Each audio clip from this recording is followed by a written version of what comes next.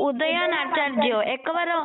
मिथिला उदयन आचार्य नामक जने महान विद्वान थे नीतिशास्त्र आरोध पांडित्य थिला से समस्त को परास्त कर निज मत को स्थापन कर बड़ दक्ष थे कई तर्क करने को साहस कर विद्वान बौद्ध और जैन दार्शनिक माने भय दूर रोते एकदा उदयन आचार्य जगन्नाथ संस्कृति रे पढ़ा इच्छा आग्रह है से स्कंद पुराण पुरुषोत्तम महात्मा 7:30 रे एक श्लोक पाठ कले जार अर्थ थिला जे केही दारु ब्रह्म जगन्नाथ दर्शन कले से तत्क्षण मुक्ति प्राप्त करती जदि उदयन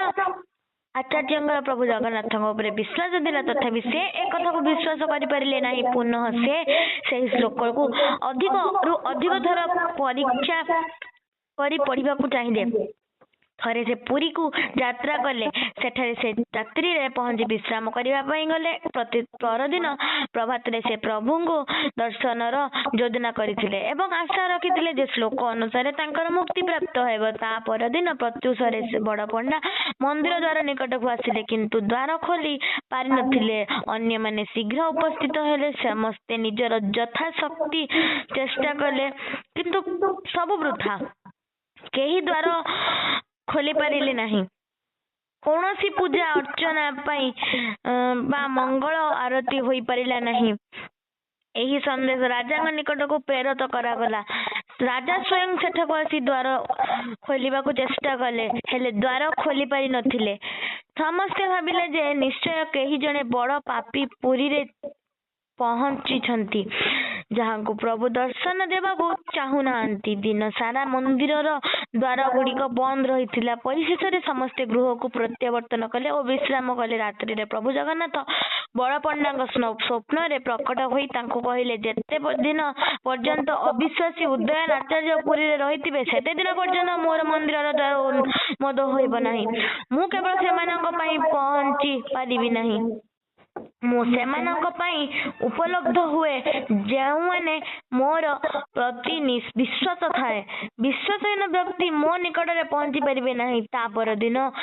प्रभात रे उदयन आचार्य निज शाला ग्राम शिलार पूजा करुथिबा समय रे जगन्नाथ मंदिर रे बड़ पंडा अनेक लोक मानक सहित तांको वासस्थान रे पहुंचीतिले बड़ पंडा तांको पचारिले आपण की